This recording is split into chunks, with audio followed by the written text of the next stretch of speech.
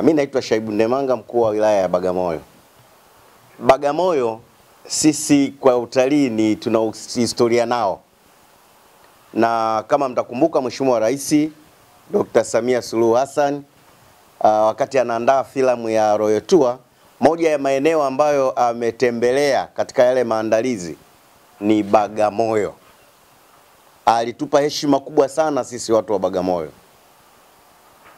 Sasa sisi tuliona kama Mheshimiwa Rais alitupa heshima hii na ametambua kwamba Bagamoyo kuna fursa za utalii, ametusaidia kutangaza kwa nini tukae kimya.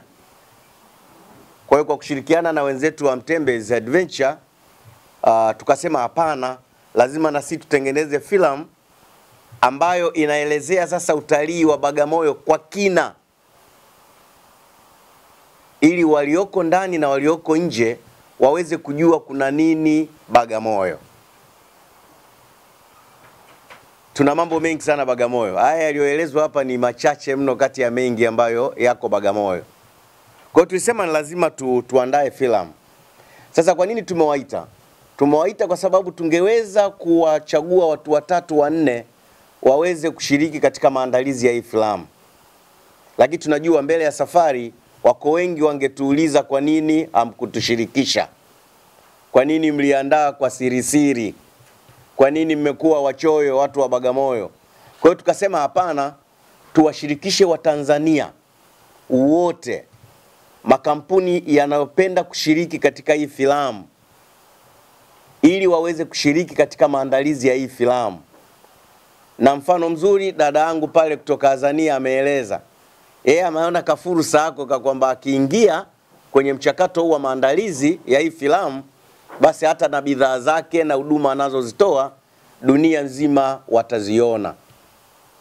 Kwa hiyo tumeona tuwaite, tuwaambie, nyie mlioko hapa mtufikishie salamu kwa wengine walioko nje kwamba kuna kitu kinaandaliwa Bagamoyo ambacho kitaitangaza sana Bagamoyo, lakini tungetamani kitangaze pia na shughuli zinazofanywa na wadau wengine wa utalii ambao wako Bagamoyo na nje ya Bagamoyo.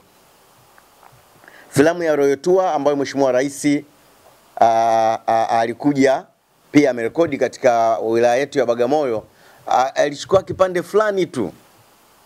Tunataka sasa muone na mengine ambayo hayako mule. Bagamoyo ni kati ya maeneo ambayo yana vivutio vingi sana vya utalii.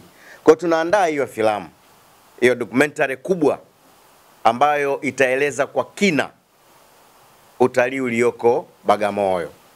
Tumejipanga kuhakikisha kwamba filamu hii na documentary hii inaingia kwenye mitandao mikubwa ya dunia. Netflix ni mojawapo na mitandao mingine ambayo wenzangu wameieleza, na inawezekana ikawa ni filamu kati ya filamu chache ambazo zimeweza kupenya kwenye mitandao mikubwa ya dunia.